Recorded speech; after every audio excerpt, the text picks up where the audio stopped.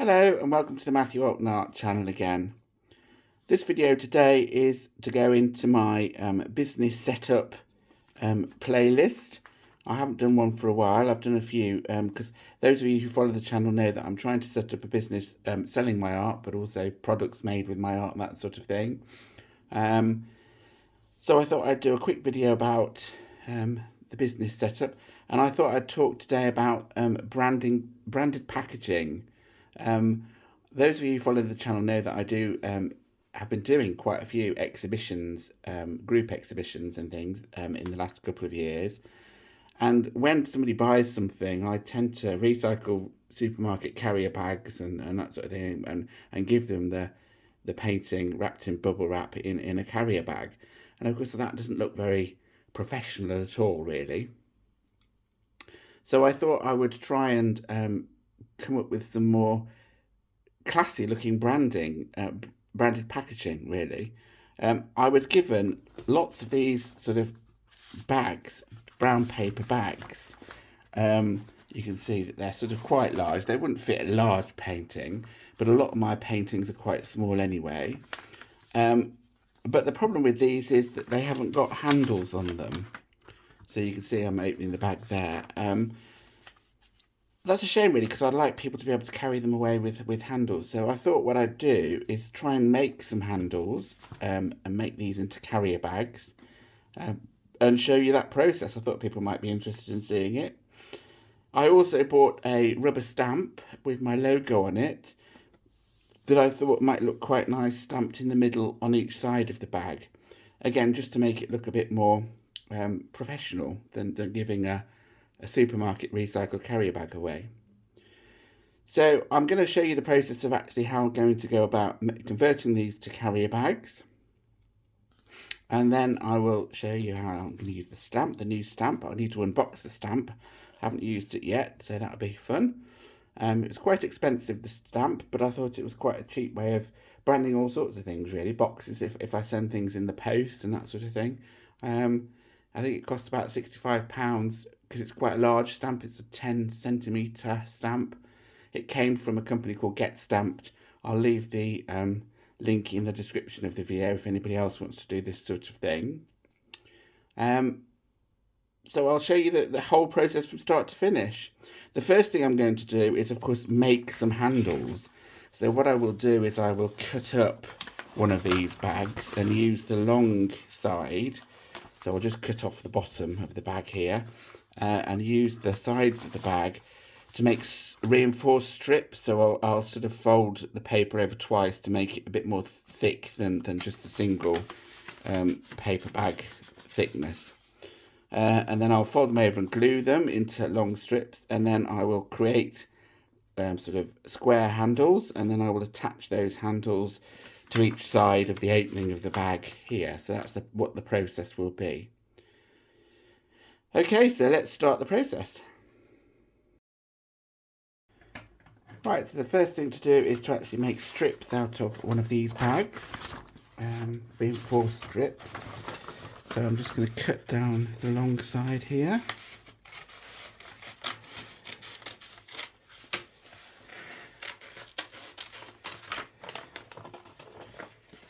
Doesn't matter if they're particularly neat because they're going to be folded over anyway.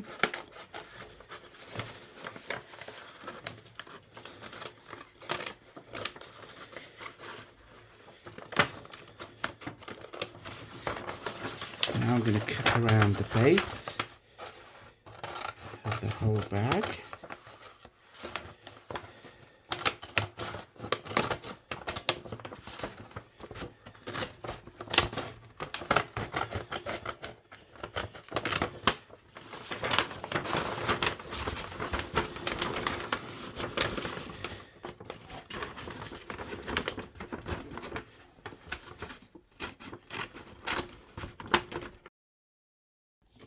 So the first thing I'm going to do is sort of fold these into strips, bearing in mind that they're going to be folded over, so to roughly about 1.5 inches probably.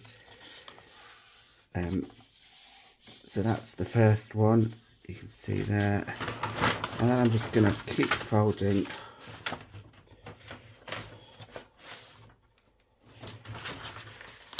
sort of in a zigzag way. They don't have to be identical, because nobody's going to see two bags next to each other necessarily. I will, but nobody else will. It would be nice if they were sort of parallel.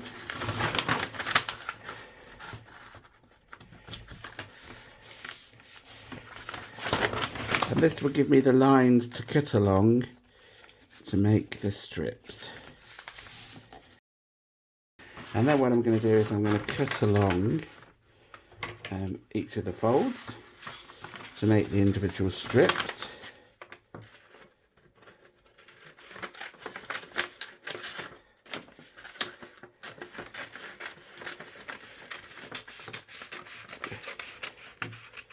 There's the first strip.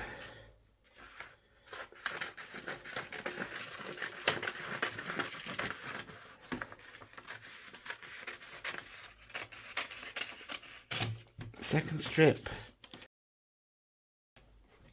Well, here I've got 18 strips made out of the long side of the carry bag, or the bag. And then I'm going to make these reinforced by just folding them lengthways. So that will be the width of the strip. As I said, they vary slightly in width, but that won't matter really. So I'll just carry on doing these, folding them over.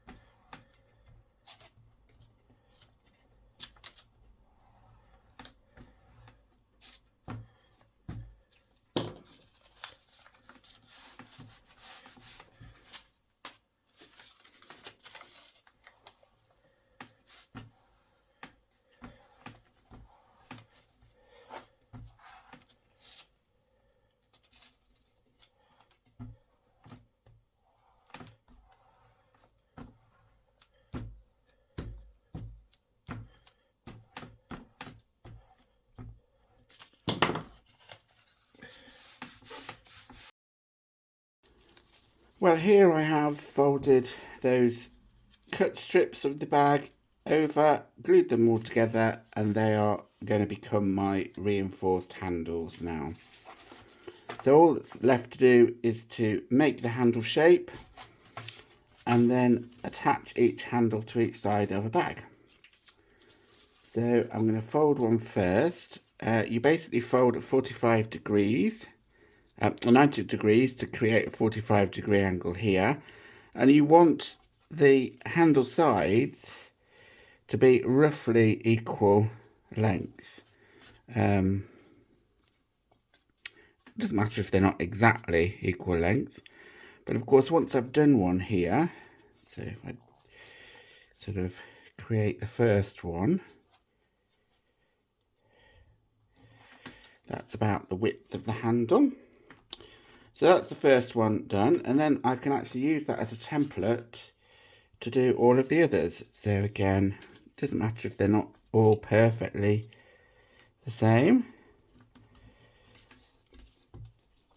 And fold that over. And I will carry on doing that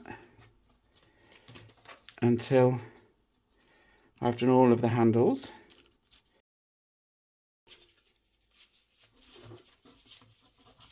So I've done all of the reinforced handles and I've folded them over into sort of squares. And the last thing is to attach them to the bag. I've got some PVA glue to help me do that. So if I just apply some glue, not too much because you don't want it oozing out everywhere, and then the bag will stick together, which isn't ideal until it's actually dry. There's the first one. And you attach it roughly in the centre. Do the far side first. Make sure that it's roughly parallel. Doesn't matter if it's perfect or not, but as near as you can. Press it down and do the same with the other one.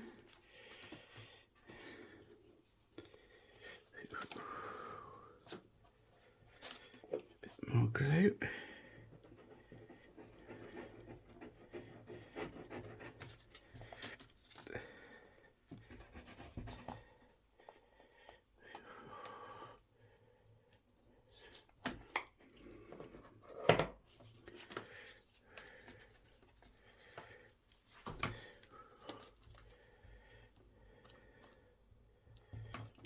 Don't want too much glue on them, as I say, or else it will ooze out and start sticking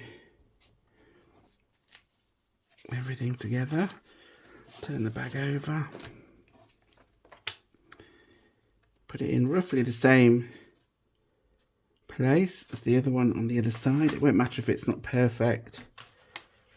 Press down, and that's that one done, and handle attached. And I'll carry on doing that until I've got all of the handles on all of the bags. Notice that when you pull on them, the sort of handles flatten out because they're folded over. Okay, so I'll carry on doing them. Well, here I have all of the bags with 2 handles attached. I've let the glue dry so it's nice and strong. Use the PVA glue for the handles as it's a bit stronger than the Pritt stick, which I use just to create the handles.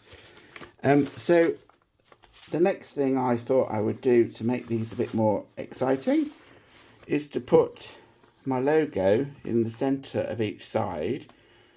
And to do that, I have bought a stamp with my logo on. As I said, I got it from Get Stamped. I've not used it yet, I don't know how it works. And I've got this large ink pad here as well. So here's the stamp and here's the pad open. Press down, I presume. First use, though, I suppose it will take a little while to cover. I'm just checking that it seems to have taken the ink on the actual raised bits of the logo. Find a central place, sort of towards the top, and press down. And it doesn't look very good. I think I need to put a bit more ink on there, but there we go. That's how it will work. So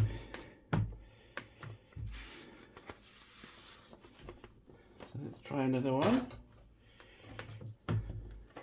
It may be because, of course, I'm not pressing on a hard surface as well. So let's get rid of some of these bags.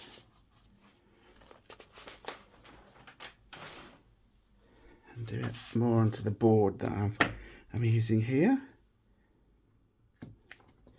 Press hard. That's much better. And I think that will look really good. So I'll carry on doing that on all the bags that I've produced. Well, that was a bit of a production line this afternoon. And here are the bags with the logo on both sides, and I think they look really quite good. I'm quite pleased with them. Obviously, I wouldn't go to the trouble of making bags like I have this time if I hadn't been given some free bags as a starting point. Waste not, want not, and they would only go to waste if I didn't use them. So that's why I've gone to the effort of making handles to put on the bags. Obviously, going forwards, if these work okay, and I do have my doubts sometimes, as in if I'm outside and it's wet day, I think paper bags get wet very easily and therefore lose their integrity. So it's perhaps not a very good idea to do paper bags. But we'll see how they go anyway. And obviously, if they work okay, then I will buy some cheap bags of the same sort of size with handles already. But now I've got the stamp, I can just put my own stamp onto any bag and brand it. So I think these will look much better than recycled supermarket bags. And I just thought I'd do this little video as something very different, as a return to the sort of business side of my YouTube channel. It's not just about painting pictures if you want to make money and have an art business. It's everything. So today I've been hands-on creating branded carrier bags for the next show that I do. And I hope that people appreciate them. Let's be honest, all the effort that I've put into these, and they're probably going to be thrown away as soon as people get the painting home. But, you know, it looks better. It looks more professional. It can, I suppose, have an impact on the price that I can charge for the work. If people think it's a luxury item rather than something that isn't luxury, you can put the price up over time. So it's all about making a good impression to the buyers, I think, really.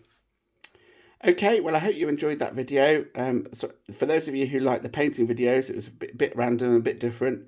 But, you know, I want this channel to be documenting my journey, and part of my journey is setting this business up and getting it more and more successful. So I hope you enjoyed it. If you did enjoy it, then give it a thumbs up. Hopefully, if you are setting up a business yourself, you've seen how easy it is for me to make a branded bag like this, even if it's just buying the rubber stamp. As I say, I'll put a link in the description to where I bought the stamp from. Quite expensive, but it won't go away. It's reusable for all sorts of stuff in the future. Okay. Do subscribe if you haven't subscribed already, and I'll see you in the next one. Bye.